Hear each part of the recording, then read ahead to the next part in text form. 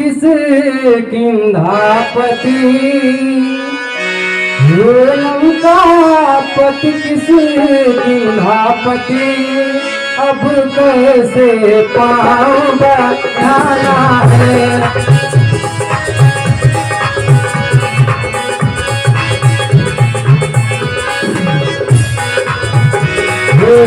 लंकापति किस किंधापति, कैसे अब पाऊं बढ़ाना है।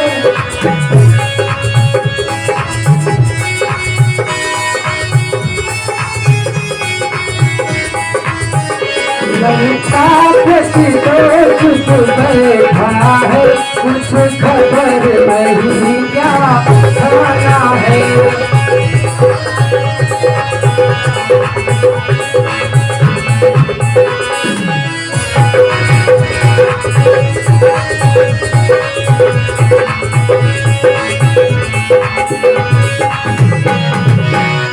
हम तो उसके घर आप पहुँचे, यह नहीं लोग आया है। हम तो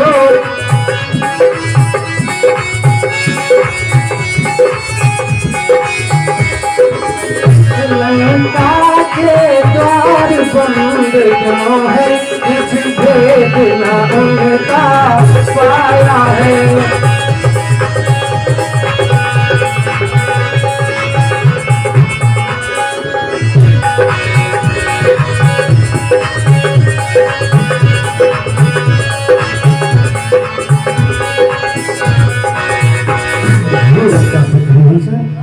हम तो लंका आ चुके हैं, परंतु हमें यह नहीं समझ में आ रहा है कि लंकापति रावण क्या चाहता है।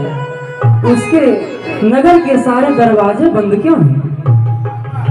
हे प्रभु, दरवाजे बंद देख कर ही यह समझ न ले डरता होगा, अपने सचिवों के साथ वहाँ वह भी विचार करता होगा।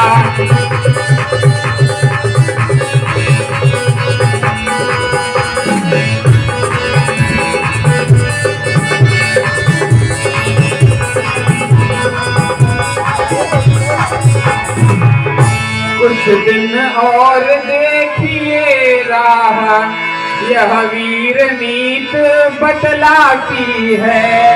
रिपु को भी युद्ध प्रबंध हेतु कुछ थोड़ी मोहलत दी जाती है।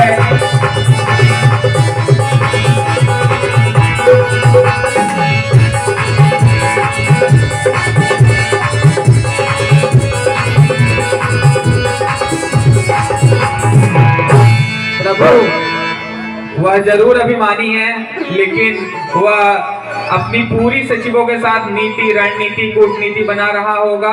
और जिस प्रकार की युद्ध नीति कहती है कि रिप को हमको थोड़ी मोहलत देनी चाहिए, तो हमको कुछ दिन और इंतजार करके फिर आगे बढ़ना चाहिए। बस मोहलत मोहलत मोहलत, कितनी मोहलत देंगे प्रभु होंगे? 2-4 दिनों की यह मोहलत, 2-4 दिनों की यह मोहलत मुझको तो बहुत खटकती है। एक घड़ी सीता माँ की बरसोती नाई करती है। हम प्रभु, हम बिच्छों और पत्थरों से रावण का दुर्ग ढहा देंगे, चुटकी में द्वार दीवार तोड़ भीषण प्राण मचा देंगे। जब राजभवन को तोड़ेंगे, तब तो निश्चय घबराएगा, सीता जी को दे जाएगा या खुद लाने आएगा। हे प्रभु, अब हम लोग बहुत मोहलत दे चुके दुष्ट लंकापति रावण को, क्योंकि वहाँ पर सीता माँ बहुत ही दुखी हैं, इसलिए मोहलत देने की बात मत कीजिए भुवनेश्वर जी। अब मुझे आप आज्ञा दीजिए ताकि लंका पर चढ़ाई की जाए। का करिए उपाय, जामवंत का पद के मारे। मंत्र कहो निज मति अनुसारा, दूत पठाई बाले कुमारा।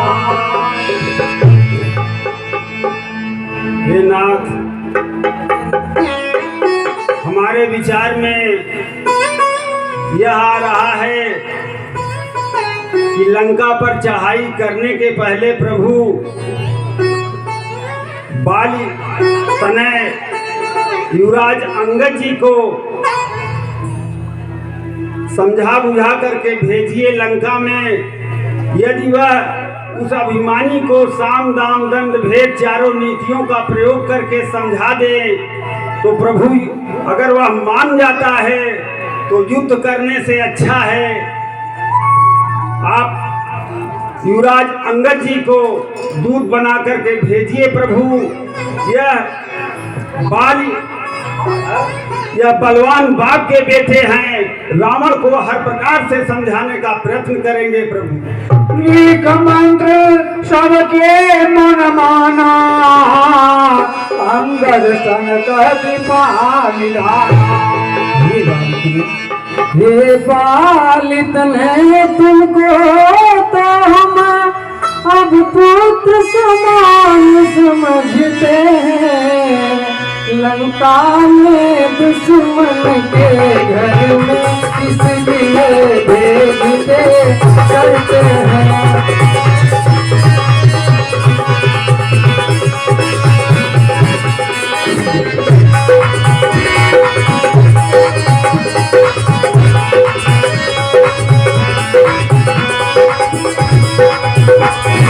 उचित नहीं है दोस्तार किसी चूल्हा के युवराज तुम्हें भी।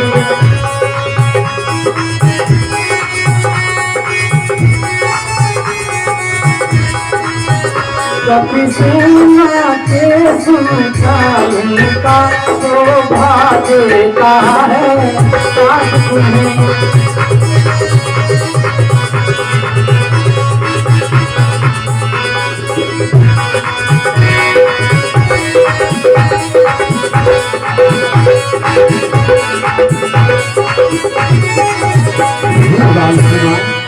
मैं तो तुम्हें अपना पुत्र समझता हूँ और आप किसकिया के युवराज हैं। यह दूत कार्य आपको शोभा नहीं देता है। दूसरी बात, हम आपको लंका में भेजते हुए डरते भी हैं। आपको यह दूत कार्य बिल्कुल भी उचित नहीं है। जिस जन पर कृपा आपकी हो वहाँ जाके लड़े लता भय है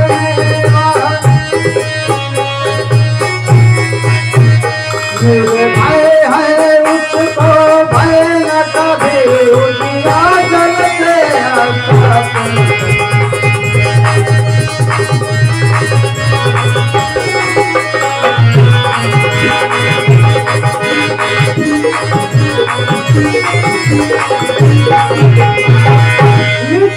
ही धाक जमाऊंगा मैं रावण की राजधानी पर।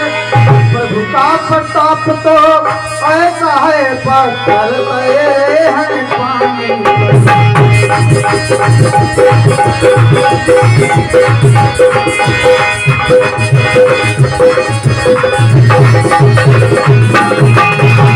युवराज जानते हैं हम ये सच्चे त्योहार कुशल हो तुम। बलवान बाप के बेटे हो सब तरह समझ सफल हो।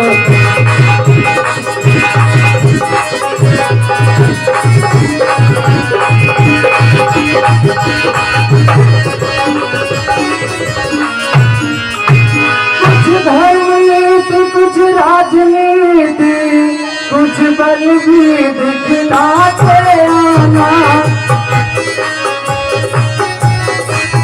बलवीर जहाँ तक संभव हो सब घटनाएं बताते आना।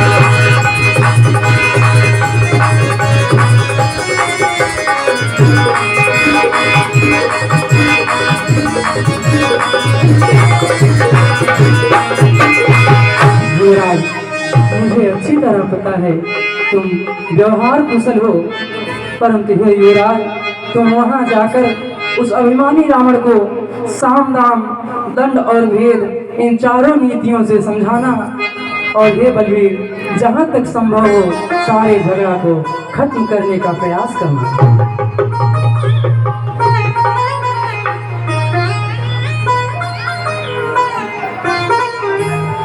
हे अंगद जी, आपसे मेरा भी कुछ निवेदन है कि कुछ दो एक संदेश आप मेरे उस महाभिमानी महाहठी रावण से कह दीजिएगा, जिसने अपने सिंहासन से उठकर मुझ पे पद प्रहार किया था। उस महाभिमानी रावण को कहिएगा कि अब देखते हैं कि वह लंका नगरी की किस प्रकार से रक्षा कर पाएगा, क्योंकि अब उसके पूरे लंका नगरी, उसके पूरे कुल के लिए एक विभीषण ही बचेगा तर्पण करने के लिए।